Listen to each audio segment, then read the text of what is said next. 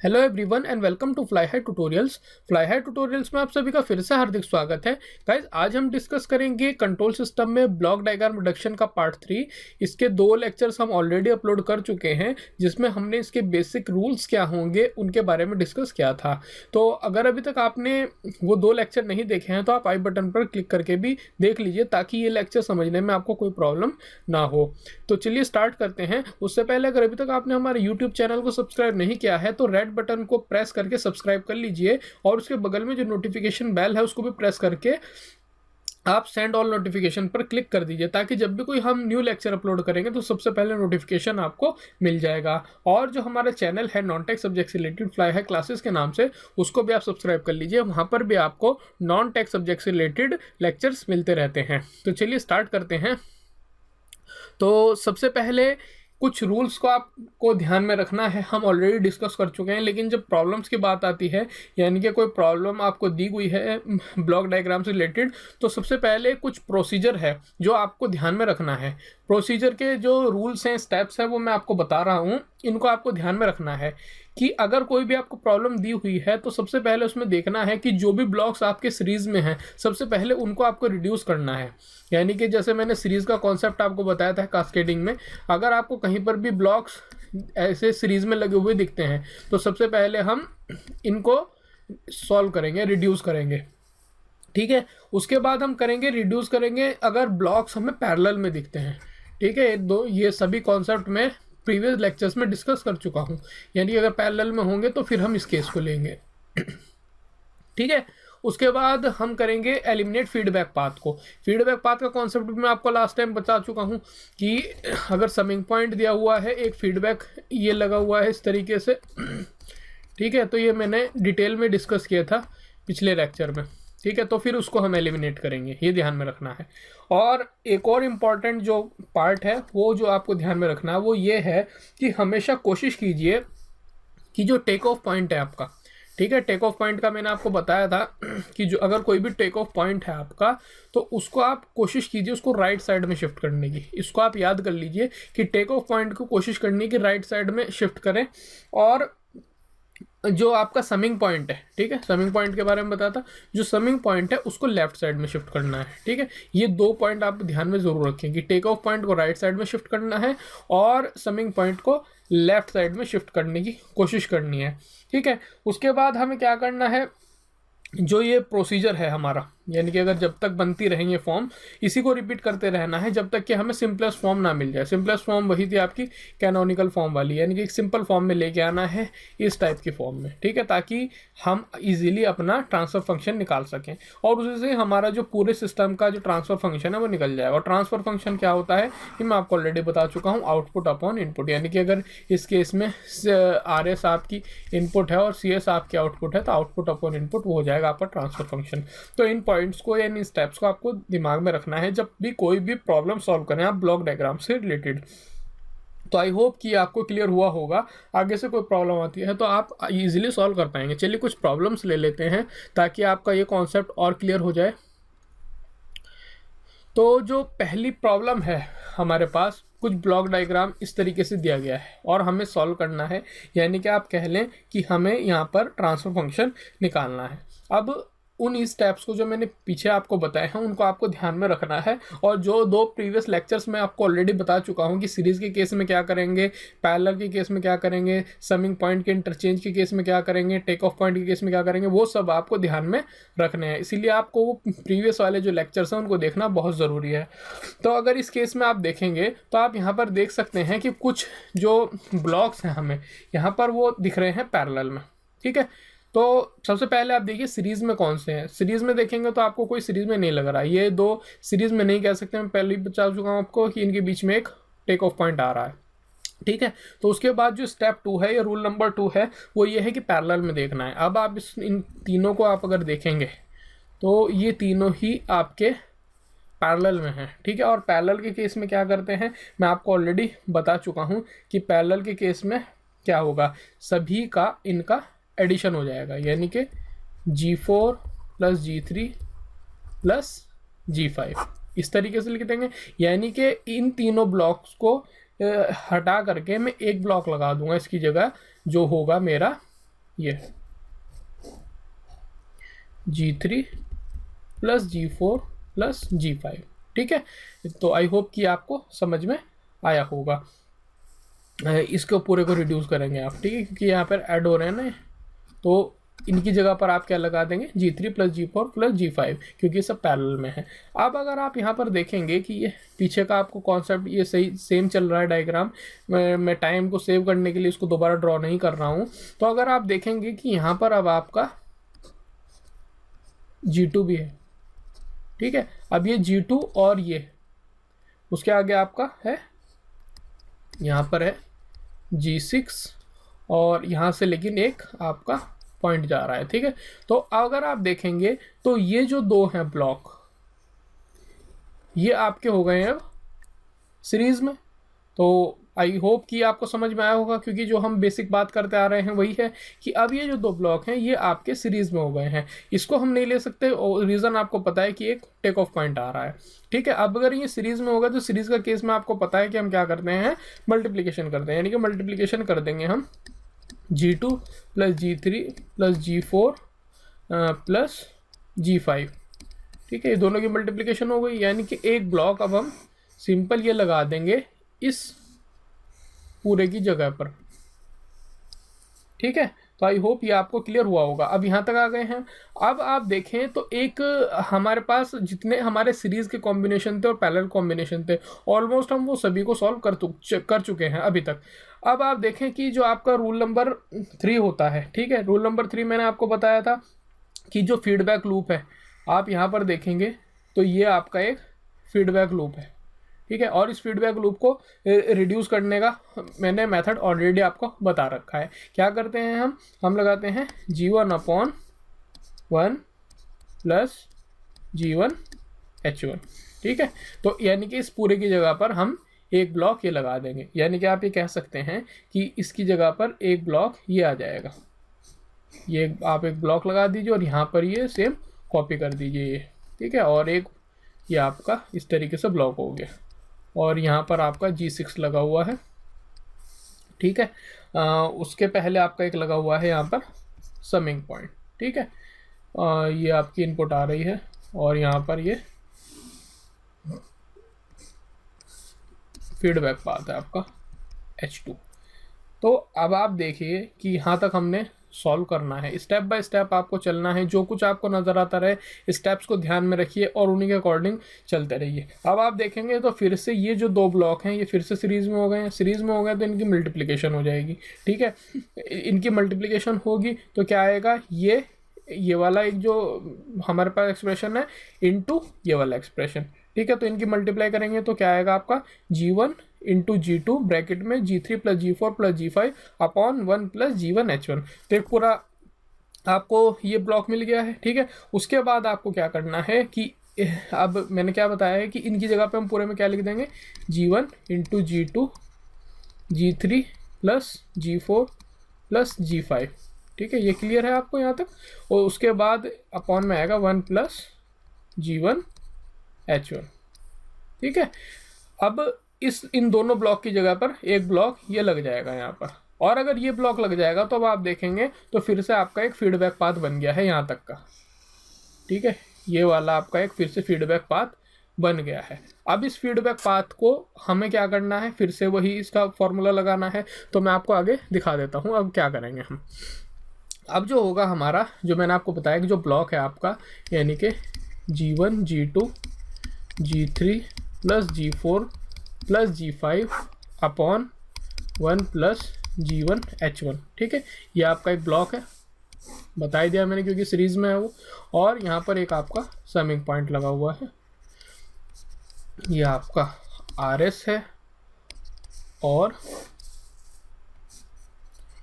ये आप देखेंगे तो ये G6 है, और यहाँ पर आपका CS यानी कि आउटपुट है। तो अगर आप इसको देखेंगे तो ये आपका एक फीडबैक लूप बन रहा है। इसके केस में मैंने बताया हुआ आपको, सॉरी, यहाँ पर जो फीडबैक ब्लॉक है ये भी लिख दीजिए, यानी कि H2 है। इसकी जगह पर आप क्या लिख देंगे वो आपको पता ही है, वो होगा G1 G2 G3 plus G4 plus G5 upon ये आएगा, ठीक है। तो इसको अगर पूरा सॉल्व करेंगे अपॉन 1 प्लस ये समथिंग आता है, ये आपको सबको पता है। तो इसके पूरे की जगह पर आप क्या लिख सकते हैं, G1 into G2 G3 plus G4 plus G5 upon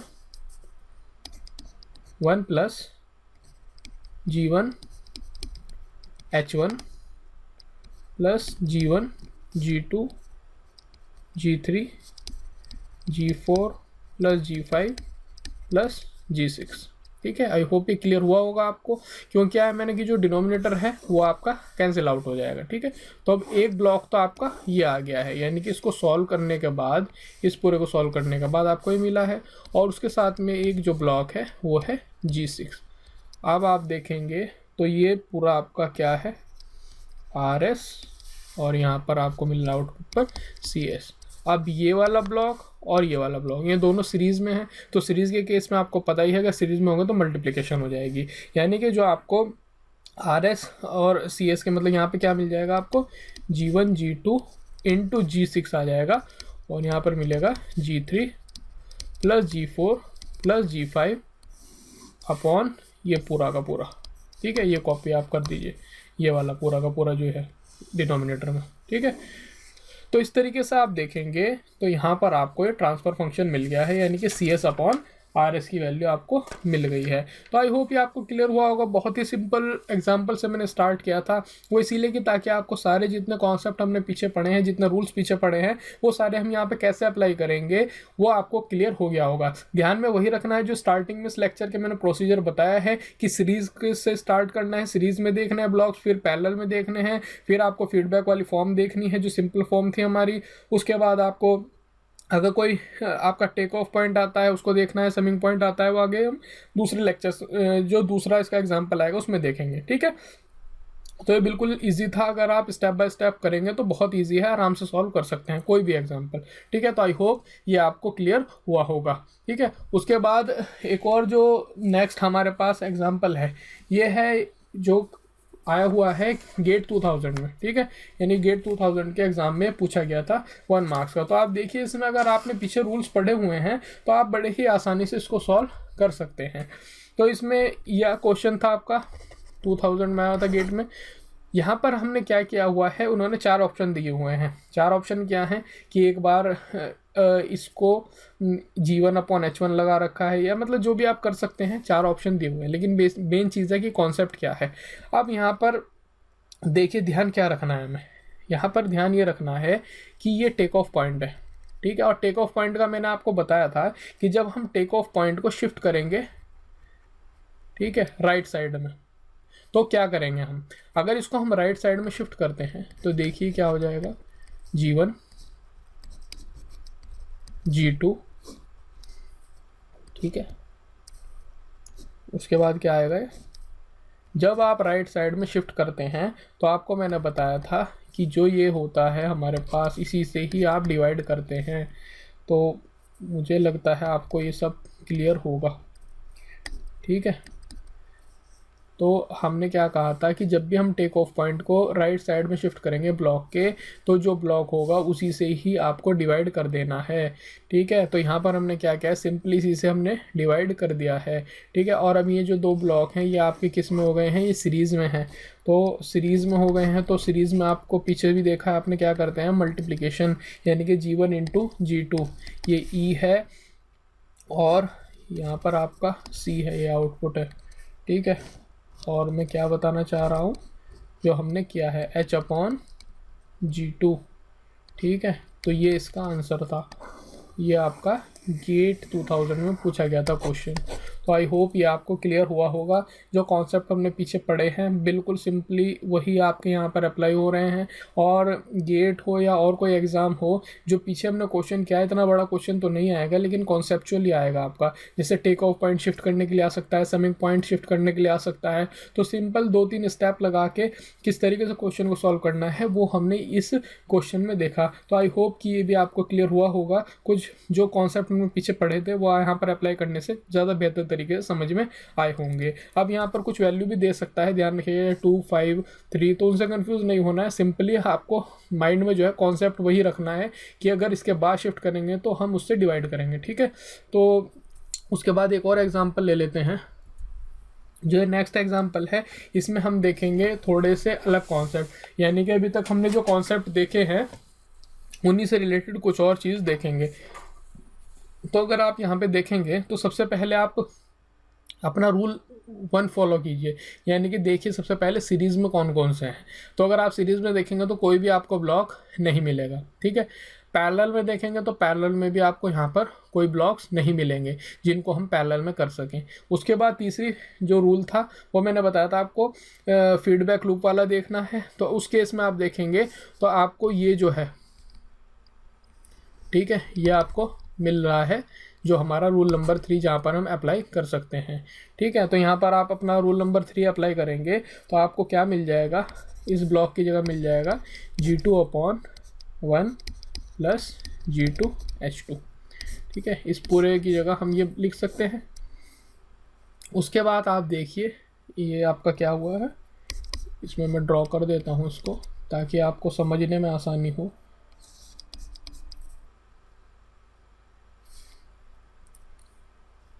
तो ये मैंने दोबारा से इसको ड्रॉ कर दिया है। तो आप देख सकते हैं कि इस पूरे की जगह पर मैंने सिर्फ ये ब्लॉक लगाया है, ठीक है, जो आपको दिख रहा है। अब आप यहाँ देखिए, फिर से आप देखिए कि कोई आपका सीरीज़ में तो नहीं बन रहा है, पैरेलल में तो नहीं बन रहा है।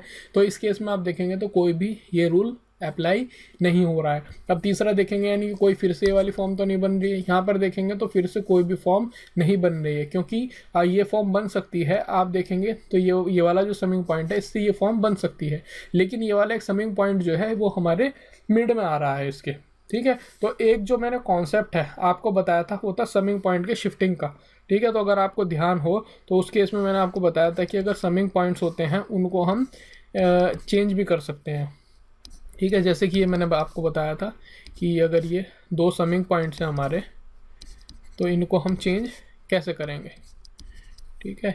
तो इसमें ये अगर माइनस था, ये प्लस माइनस, ठीक है, प्लस माइनस, इसको हम ले लेते हैं प्लस माइनस, ठीक है।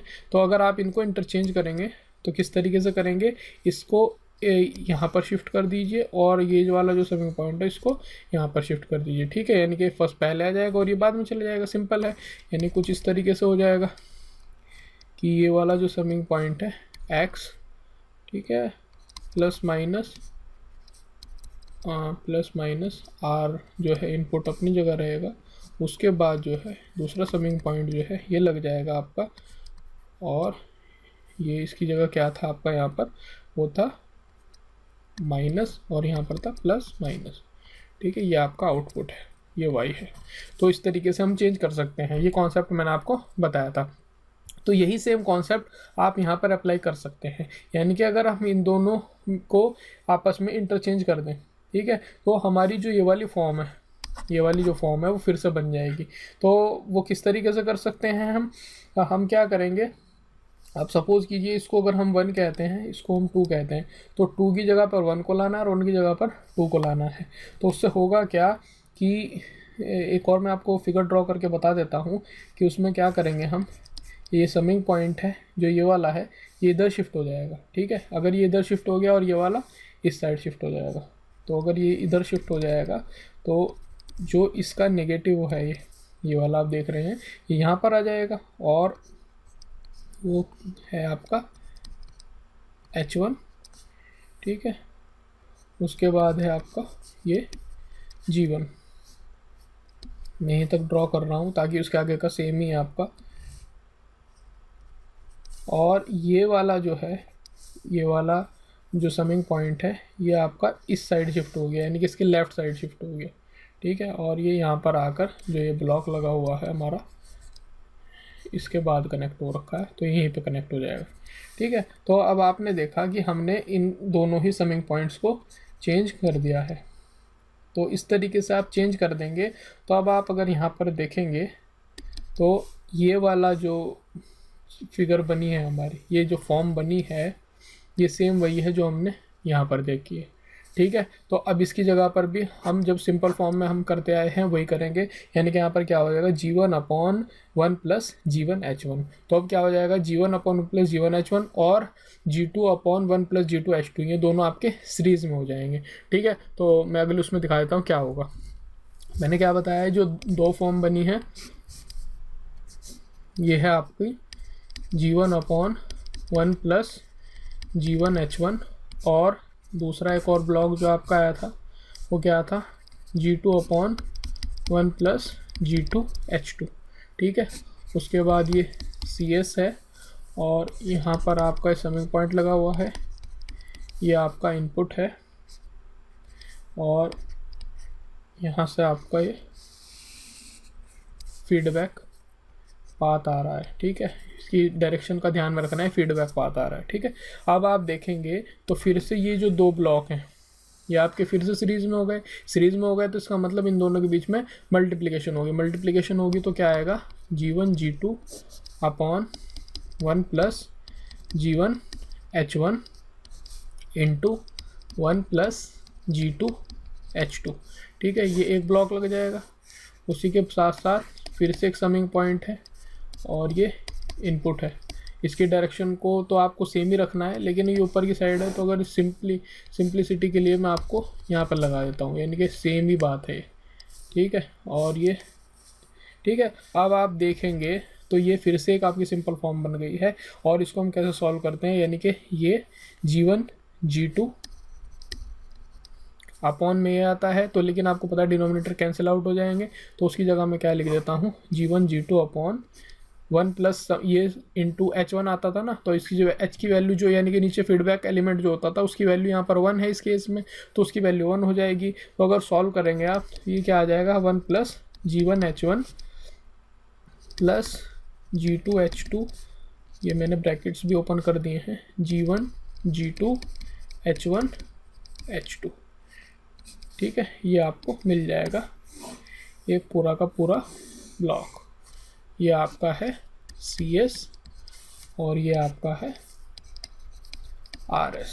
ठीक है, तो अब आपने देखा कि किस तरीके से रूल्स को अप्लाई करके हमने जो कोई टफ प्रॉब्लम भी थी उसको भी इजीली सॉल्व कर लिया। तो आई होप कि इस पूरा का पूरा कॉन्सेप्ट जो तीनों लेक्चर में हमने डिस्कस किया है ये आपको समझ में आया होगा, क्योंकि कभी कभी किसी एग्ज़ाम में मैंने जैसा आपसे बात की है पहले भी, रूल्स के आधार पर भी क्वेश्चन पूछे जाते हैं। इवन गेट का भी आपको एक एग्जांपल मैंने दे के बताया है। तो हमें बताइए कि आपको ये लेक्चर कैसा लगा, कमेंट ज़रूर करके बताइए। पसंद आया है तो लाइक ज़रूर कीजिए, अपने दोस्तों के साथ में इसको शेयर कीजिए, और अगर अभी तक आपने हमारे यूट्यूब चैनल को सब्सक्राइब नहीं किया तो सब्सक्राइब कर लीजिए। फेसबुक पेज को आप हमारे लाइक कीजिए, और ट्विटर को भी आप हमारे फॉलो कर सकते हैं। सभी के लिंक्स मैंने डिस्क्रिप्शन में दिए हुए हैं। लाइक ज़रूर करें, आपके लाइक से हमें पता लगता है कि आपको पसंद आ रहे हैं या नहीं आ रहे हैं, और उससे हमारा मोटिवेशन लेवल भी बढ़ता है। तो देखने के लिए आप सभी का बहुत बहुत धन्यवाद। Thank you very much.